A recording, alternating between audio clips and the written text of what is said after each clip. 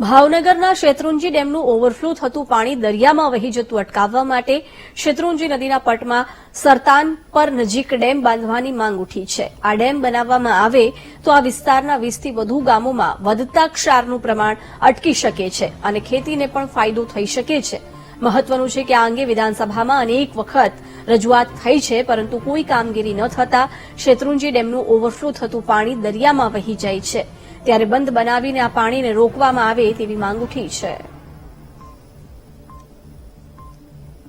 ખાસ કરીને શેત્રુંજી ડેમનું જે પાણી છે એ જ્યારે ડેમ ઓવરફ્લો થાય ત્યારે દરિયામાં વહી જાય છે, એને અટકાવવા માટે શું અભિગમ?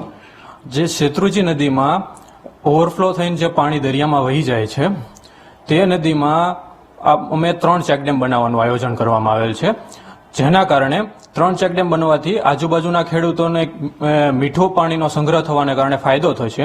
વારંવાર મેં વિધાનસભામાં પ્રશ્નોત્તરી કાળ દરમિયાન એ સિવાય પણ જ્યારે પણ મને બોલવાનો મોકો મળ્યો શેત્રુંજી લિંક ચેકડેમની મેં વારંવાર રજૂઆતો કરી છે। મારા કાર્યકાળ દરમિયાન શેત્રુંજી લિંક ચેકડેમ અને મેથળા બંધારાને મંજૂરી પણ આપવામાં આવી છે, પરંતુ ક્યાંક ચૂકવણું હજી ખેડૂતોને કરવાનું બાકી છે અને જે ઝડપીએ સરકારે આ કામ કરવું જોઈએ। આજે 20 ગામના ખેડૂતો સતત પાણી માટે શેત્રુંજીનું જ્યારે પાણી ઓવરફ્લો થઈને દરિયામાં જતું રહેતું હોય અને જ્યારે શેત્રુંજી નદીમાં પાણી ઓછું હોય ત્યારે પૂનમ અને અમાસના જુવાળમાં ક્ષારનું પાણી ખૂબ આગળ વધે છે। ત્યારે અમારી માગણી વારંવારની રહી છે।